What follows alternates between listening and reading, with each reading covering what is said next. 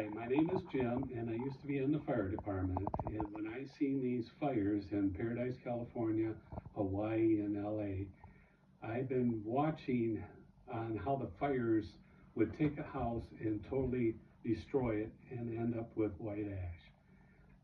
Normally, a house fire would end up with black ash, and there would be things remaining, which would be the bathtub and the furnace and the stove and the refrigerator. But in these fires, there is nothing left. And the fire that consumed the whole house, all around it is woods. So how could a forest fire cause a house to burn? And in reality, a amber will set a tree on fire a lot easier than it would a house on fire. So then I'm really watching the news and I'm seeing things, and one of the things that I saw was that there was a railroad tie, a landscape railroad tie, and it had a S on the end of it that was burnt. And it was like the metal caused the wood to burn. And I couldn't figure out the S, but what I found is that on railroad ties, they have a metal plate that's shaped like an S that they beat on the end of it so that the log won't split. So what would cause metal to burn the wood? And so I was thinking of microwave. So then I started researching microwave. And what I found is this.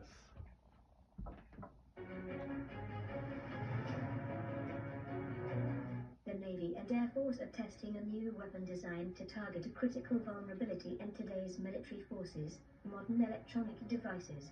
The high-powered Joint Electromagnetic Non-Kinetic Strike Weapon, or HyGENX, doesn't blow things up or hurt enemies, but literally makes sparks fly, shorting out an adversary's electronics and rendering them useless.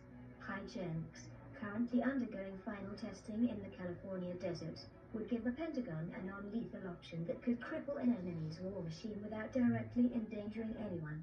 Modern society is reliant on electronic devices of all kinds. These devices, running on microchips, make possible everything from smartphones to modern cars. But first, here's a little history on how this device could be useful. In 1859, a solar storm whacked the Earth with a pulse of electromagnetic energy powerful enough to set telegraph stations on fire in Britain. In 1962, the Starfish Prime Atmospheric Nuclear Test sent a burst of stray voltage across the central Pacific Ocean, knocking out electronic devices in Hawaii.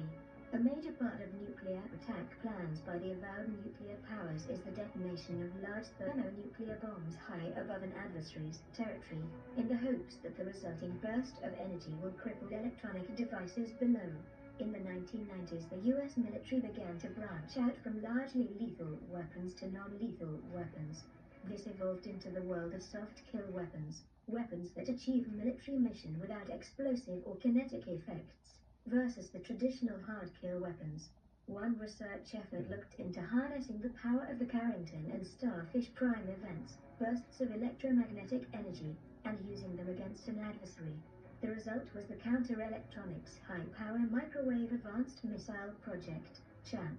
CHAMP created a payload package for America's large fleet of cruise missiles capable of unleashing such a burst of energy. CHAMP, designed to fit on an AGM-86 bomber-launched cruise missile, could fly to a specific target in enemy territory and then detonate its warhead, instantly creating electronic mayhem. The resulting pulse of electromagnetic radiation would fry enemy electronics. Okay, if you heard, what it says is this microwave will fry anything electrical. So what I come up with is that a house is full of wood and metal, screws and nails. So what I want to do is to put this in a microwave and see what happens.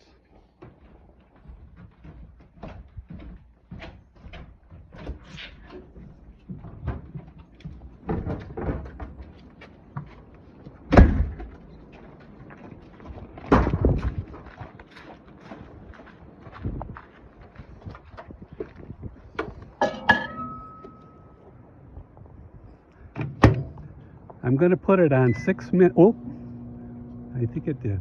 6 Yeah. minutes. And we'll see what happens.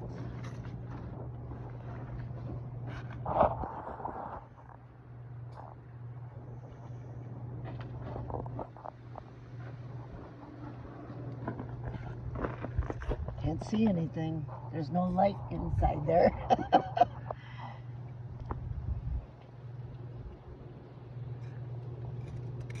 But I also listened to in Paradise, there was a wrecker guy, and his job was to go in and remove all these cars that were torched in Paradise. And he thought at the time it would be easy money, just go in and remove the cars. But what he found was in these cars were bodies. And then he had to remove a school bus. And at first he didn't want to go in the bus, but he did, and he found all these bodies. And in reality, if you're in a car and an amber falls on it, you're going to get out of the car. But something happened where all of a sudden you couldn't get out of the car because of you being microwaved, or the metal is so hot that you can't or the metal's so hot that you can't touch it. Now, what's the big problem is that who is controlling this? Who owns this device that can microwave these houses? And what I come up with is it's good against evil. And the evil is what wants to destroy us. They don't care about... See the smoke starting to come out? Is it? Yeah. Yeah, starting to come out of the back. I think we got a fire going on in there. Yeah, we'll keep cooking it. But we can't see anything yet. Oh, there, yeah, it's starting to arc a little bit. Starting to arc. Yeah, it's on fire. You got a flame in there. You got a big flame going on.